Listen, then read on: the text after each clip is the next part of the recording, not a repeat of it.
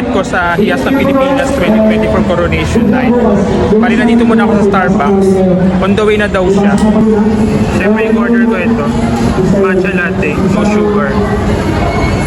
So habang hinihintay ko nga aking libreng ticket mula sa isang pageant admin at isa ring organizer ng pageant, ay nag-Starbucks muna ako. Ang sabi sa akin ni Mars France, sa media niya daw ako papaupuin.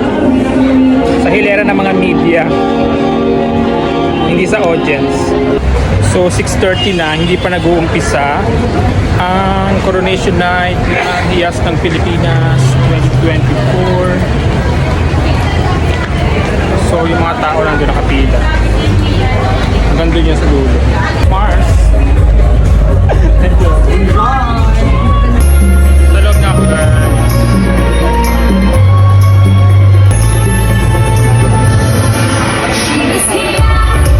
So dito daw ako upo sa mga media. Diba? Diyan yung mga guests. So ayan, pakita ko muna sa inyo ang stage ng Hiyas ng Pilipinas 2024 Coronation Night. Unti-unti na nga pinapapasok ang mga tao para manood ng pageant. Karamihan dito ay ang mga pamilya at supporters ng kandidata. Hiyas ng Pilipinas 2024, The Grand Coronation Night! At nagumpisa na nga ang Coronation Night ng Hiyas ng Pilipinas 2024. Umpisa dito ang kanilang introduction.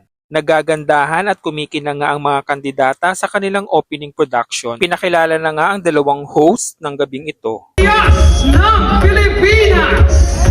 Fast forward nga tayo, inannounce na ang top 20 semifinalists at nagcompete sila sa swimsuit. Next, inannounce ang top 10 finalists at nagcompete sila sa evening gown. Special guest nila si Christopher Martin, isang GMA artist na kumanta sa stage. Tapos noon ay inannounce na ang top 5 finalists at ang nanalong kandidata sa gabing iyon. At kinoronahan na nga bilang bagong Hiyas ng Pilipinas 2024 si Marela Glospea Huaman ng Coronadal City. Congratulations din sa mga kandidatang nakapasok sa top 5.